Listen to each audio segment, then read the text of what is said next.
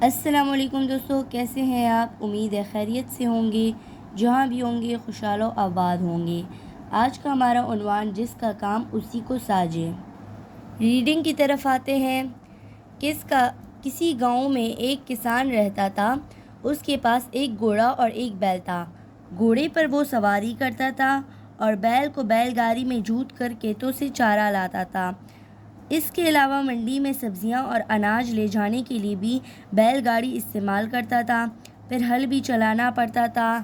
اس طرح بیل کو کام کرتے کرتے صبح سے شام ہو جاتی تھی، جبکہ گھوڑے کی شاندار زندگی دیکھ کر بیل رشک کرتا تھا۔ ایک رات بیل کی رسی کھل گئی اور وہ دور باندھے ہوئے گھوڑے کے پاس چلا گیا۔ وہاں جا کر گھوڑے سے کہنے لگا، واہ گھوڑے بھائی، تمہارے تو ٹھاٹھ ہی نرالے ہیں، مطلب آپ کے تو مزے ہی مزے ہیں۔ دونوں وقت ہی مالش سے تمہارا جسم چمچم کرتا ہے، مطلب چمکتا ہے۔ کھانے کے لیے چنے بھی تمہیں خوب ملتے ہیں، پھر مالک کے ساتھ ادھر ادھر گھومنے پھرنے بھی جاتے ہو۔ ایک میں ہی ہوں کہ دن بھر کھیت میں کام کرتا ہوں اور شام کو واپس آؤں تو یہ روکھا سوکھا چارہ کھانے کو ملتا ہے۔ گھوڑے نے یہ سن کر اتراتے ہوئے کہا، اداس کیوں ہوتے ہو بیل بھائی؟ میں جیسا کہوں تم ویسا کرو، تم بھی میری طرح شان و عزت سے رہ سکتے ہو۔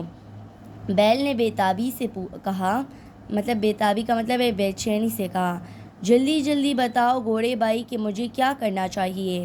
گھوڑے نے ہنستے ہوئے بیل سے کہا، آسان کام ہے، کل جب مالک کے نوکر تمہیں لینے کے لیے آئیں تو انہیں خود کو چھونے نہ دینا، انہیں سینگ دکھانا، عجیب و غریب حرکتیں کرنا، زمین پر لیٹ جانا، کچھ مت کھانا اور منہ سے سفید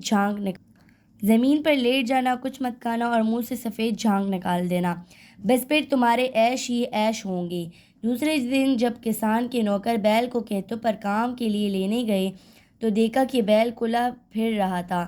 انہوں نے بیل کو پکڑنے کی کوشش کی تو بیل نے گھوڑے کے دیے ہوئے مشورے پر عمل کرتے ہوئے ایسا ادھم مچایا کہ نوکروں کے تو چکے چھوٹ گئے اور وہ ڈر کے بھاگے کسان کے پاس پہنچے اور سارا ماجرا سنایا۔ کسان نے بیل کی حالت دیکھی تو کہا، لگتا ہے کہ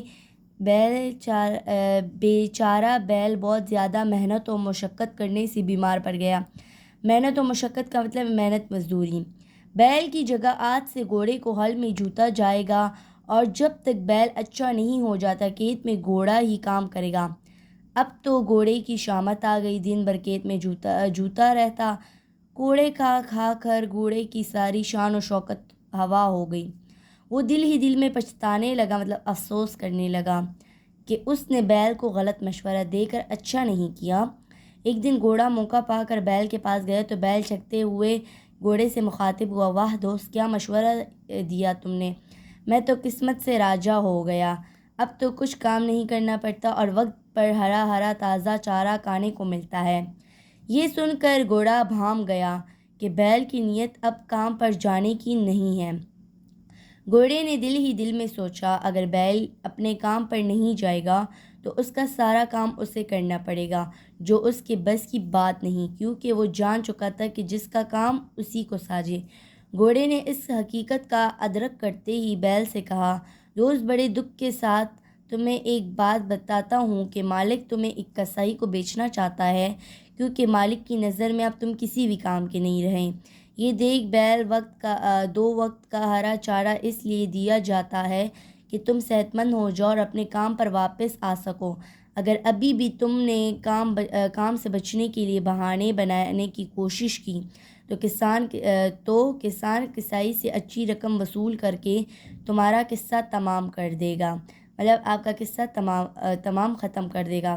یہ سنتے ہی بیل تر تر کانپنے لگا، مطلب بیل بہت خوفزدہ ہو گیا اور اپنی غلطی کا فوراً احساس ہو گیا اسے۔ اس نے گھبراتے ہوئے گھوڑے سے کہا، گھوڑے بھائی، اب تم ہی مجھے بچانے کی کوئی ترکیب نکالو، میں اس طرح مرنا نہیں چاہتا۔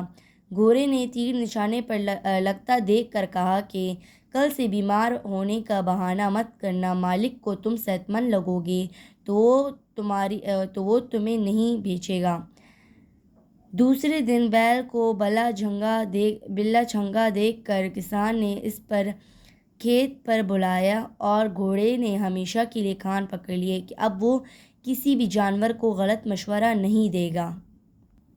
مشق کی طرف آتے ہیں، پڑھیں اور سمجھیں۔ درج ذیل سوالوں کے جواب لکھیں۔ بیل کیوں پریشان تھا؟ گھوڑے نے بیل کی پریشانی سن کر اسے کیا مشورہ دیا؟ گھوڑے کی بات پر بیل تر تر کیوں کانپنے لگا؟ گھوڑے نے کس چیز سے توبہ کی؟ اس کہانی سے کون سا اخلاقی سبق ملتا ہے؟ پھر ہمارے پاس کچھ کوسچن آنسرز آتے ہیں۔ سوال نمبر 1، بیل کیوں پریشان تھا؟ بیل اس لیے پریشان تھا کہ وہ سارا دن کام کر کے تک جاتا تھا۔ پھر ہے سوال نمبر 2، گھوڑے نے بیل کی پریشانی سن کر اسے کیا مشورہ دیا؟ گھوڑے نے بیل کی پریشانی دیکھی تو اس نے مشورہ دیا کہ جب کسان کے نوکر تمہیں لینے آئیں تو یہ ظاہر کرنا کہ تم بہت بیمار ہو، پھر تمہارے مزے ہوں گے۔ سوال نمبر 3، گھوڑے کی بات پر بیل تر تر کیوں کانپنے لگا؟